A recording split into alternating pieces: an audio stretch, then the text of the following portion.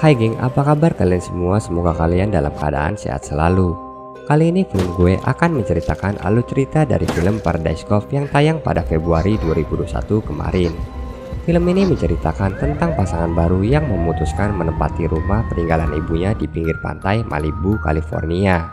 Suasana pantai yang seharusnya membuat tenang justru mencekam dan penuh teror karena kehadiran seorang wanita psycho yang ternyata tinggal di kolong rumah mereka tersebut. Teror apa saja yang dilakukan wanita itu? Langsung saja kita masuk ke dalam filmnya.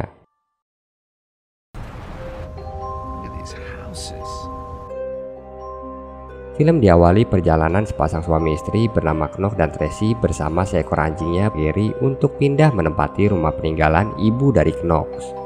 Mereka yang sedang mengikuti program kehamilan berharap di tempat barunya segera berhasil mendapatkan seorang anak. Namun karena sudah lama tak ditempati, keadaan rumah tersebut terkesan seram dan berantakan.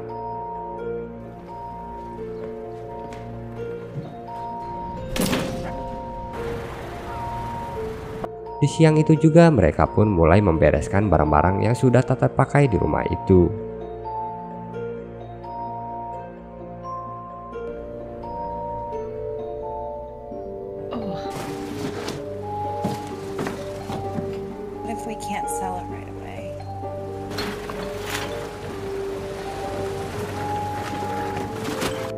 Saat Knox sedang berbelanja, wanita cantik bernama John menanyakan ID untuk mengetahui kalau Knox tinggal di mana.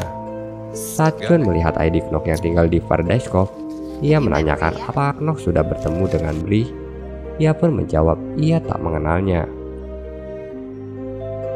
Pada malam pertamanya, Tracy yang sedang di kamar sendiri tiba-tiba mendengarkan suara keran air yang terbuka. Ia pun mencoba untuk mengeceknya, dan ternyata benar. Keran air terbuka dan di luar tak ada seorang pun. Di tengah malam saat mereka sedang tidur, Knox terbangun karena mendengar suara-suara aneh. Ia pun mengecek keluar dan mendapati shower di belakang rumahnya menyala. Ia pun mengecek ke ruang bawah dan saat Knox masuk, dari dalam ia melihat seorang wanita sedang mandi di shower tersebut.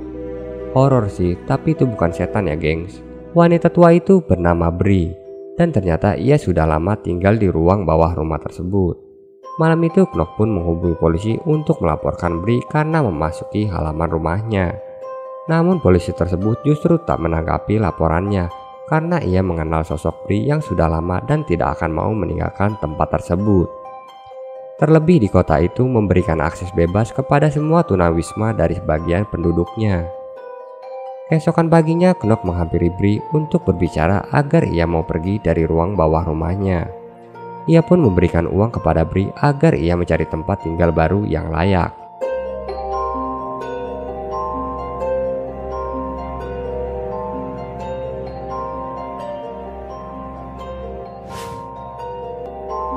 Knox pun berencana merombak bangunan tersebut dan akan menjualnya.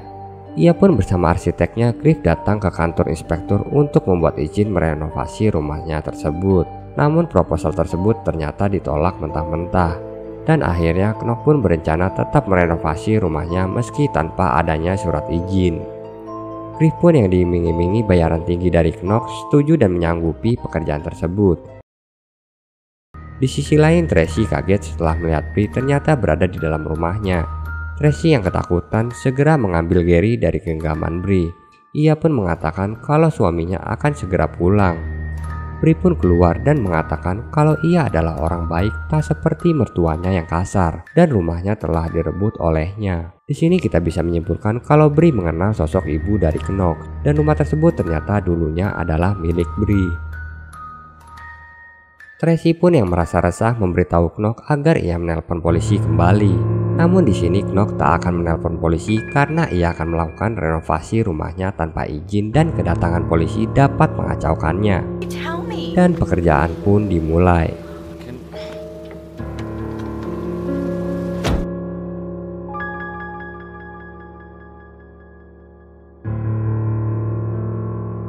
Saat sedang membereskan barang-barang, tak sengaja seorang pekerja menemukan album foto milik Bree. Lantas Knox pun menyimpannya.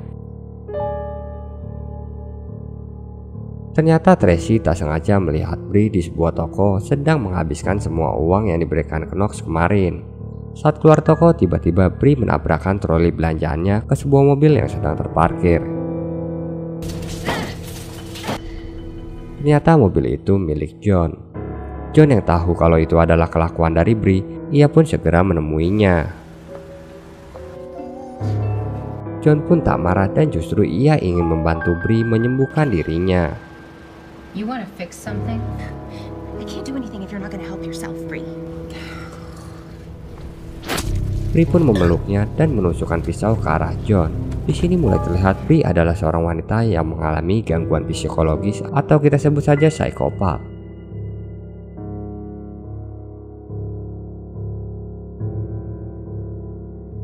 Tracy yang sedih tak kunjung hamil berniat mengecek kembali keadaannya ke dokter kandungan.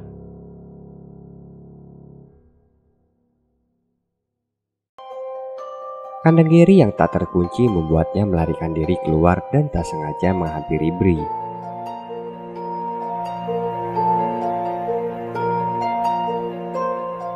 Saat Tracy hendak memberi makan malam untuk Gary, ia pun baru tersadar kalau Gary sudah tidak ada di kandangnya. Mereka pun mencarinya malam itu, namun mereka tak berhasil menemukannya.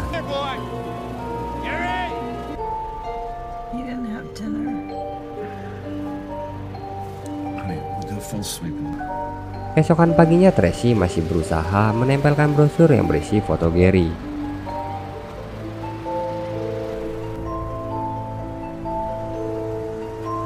Dan sore harinya saat Knox hendak pergi, ternyata ada seseorang yang sengaja menaruh makanan anjing di bawah ban mobilnya. Ia pun tak menyadarinya. Di saat itu pula Gary ternyata muncul dan seketika terlindas.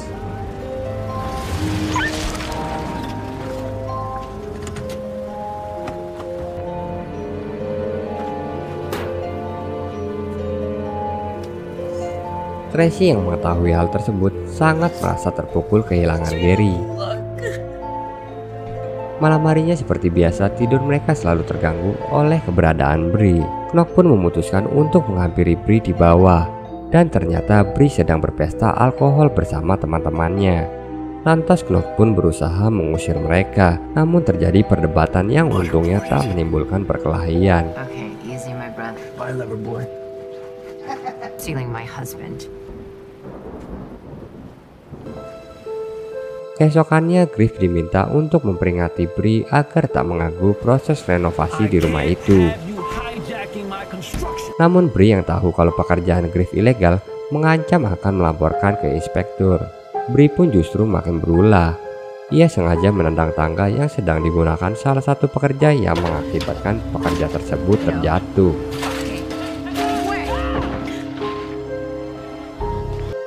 Singkat cerita, pada suatu malam Knox dan Tracy sedang memandangi rumahnya tersebut yang sudah 90% hampir selesai. Mereka berdua memandanginya dari pinggir pantai, dan tiba-tiba saja rumah tersebut pecah dan hampir menimpa mereka berdua. Knox yang tahu kalau itu adalah ulah Bree langsung melaporkan hal tersebut kepada polisi. Dan pada malam itu juga Bree dibawa oleh polisi. Ternyata selama ini Bree keluar masuk dari rumah tersebut melalui lubang ventilasi yang langsung terhubung ke ruang bawah rumah tersebut. Dan hal itu tak disadari oleh Knox dan Tracy. Meski Bree sudah dibawa ke penjara, namun mereka berdua tetap merasa terancam pada malam itu. Dan ternyata keesokan harinya Bree mendapatkan jaminan dan dibebaskan dari semua tuduhan Knox. Namun sialnya Knox dan Tracy tidak mengetahui hal tersebut. Pagi itu pun jadwal Tracy untuk mengecek rutin program kehamilannya tersebut. Belum sempat hasil tes tersebut terlihat, ada seseorang yang memanggil Tracy dari luar rumahnya. Ia pun segera menghampiri dan meninggalkan test pack tersebut di mejanya. Ternyata Bree yang sudah dibebaskan menyelinap masuk ke dalam rumah dan ia pun melihat hasil tes yang menunjukkan kalau Tracy positif hamil. Dia pun segera mengganti hasil tes tersebut agar Tracy mengira program yang selama ini ia ikuti telah gagal.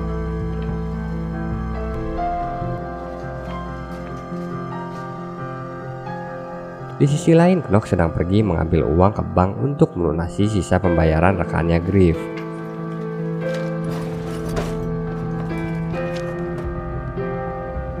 Griff yang sedang menjenguk rekannya yang terjatuh dari tangga mengatakan bahwa Brie lah yang mendorong tangga yang ia naiki kala itu. Suasana pun semakin kacau ketika amplop yang berisikan uang pembayaran untuk Griff hilang.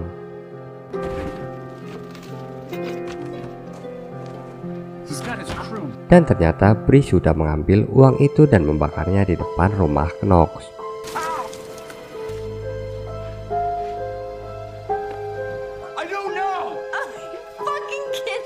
Griff pun yang mengetahui dari Knox kalau uang pembayaran tersebut telah dibakar oleh Brie, segera menghampiri Brie dan berniat untuk menghabisinya. Namun saat Griff akan menusukkan skop yang ia bawa, ia justru merasa kasihan kepada Brie.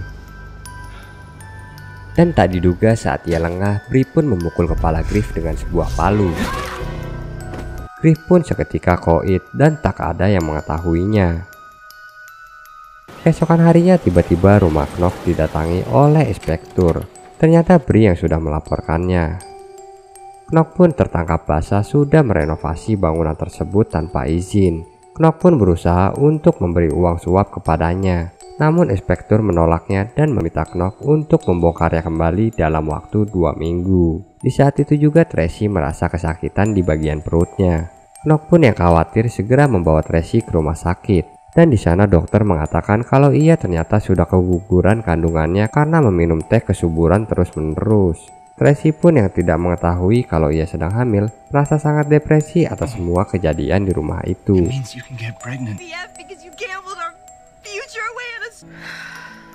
Malam harinya Knox pun pulang ke rumah. Dan tiba-tiba ia mendapat telepon dari nomor Tracy. Ternyata HP Tracy telah berada di tangan Brie. Knox yang mengetahui Brie berada di bawah menghampiri dan mencekiknya hingga koit. Karena Knox merasa bingung, ia pun menaikkan mayat Brie ke mobil dan menutupinya dengan sebuah terpal. Ia pun segera pergi ke rumah sakit untuk memastikan keadaan Tracy. Namun saat dalam perjalanan, tak disangka mobil yang dikendarai Knox diberhentikan oleh polisi.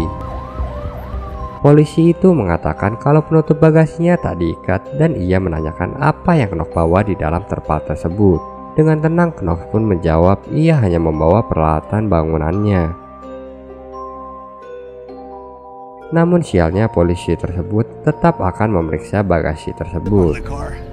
Polisi itu pun mengatakan kalau Knox dalam masalah besar dan ia meminta Knox untuk turun dari mobilnya. Knox pun sudah berpikir kalau ia telah ketahuan membunuh Brie. Ia pun turun dan menyaksikan polisi tersebut membuka terpalnya. Dan ternyata anehnya Brie tak ada di balik terpal tersebut. Ini jatuh apa gimana ya mayatnya?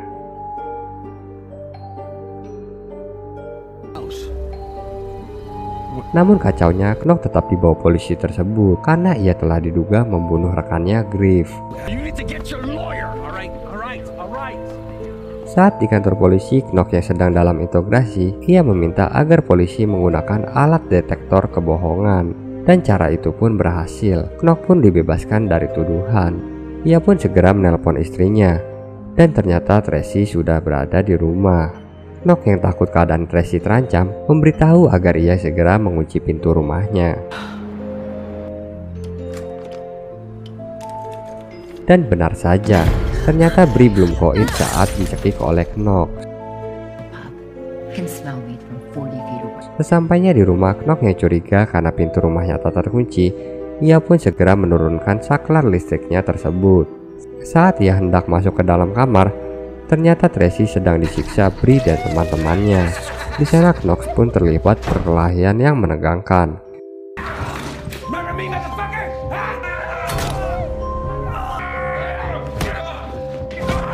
Namun ia berhasil mengalahkan mereka. Saat hendak melepaskan ikatan Tracy, tak diduga Brie muncul dan melemparkan sebuah benda ke kepala Knox. Hal ini membuat Knox terkapar dan Tracy yang masih terikat tak bisa berbuat apa-apa. Brie pun mengambil cairan thinner dan berniat untuk membakar mereka berdua bersama rumah tersebut. Namun belum sempat ia membakarnya, Knox tersadar dan segera mengejar Brie. Mereka pun berkelahi sampai terbawa ombak ke lautan.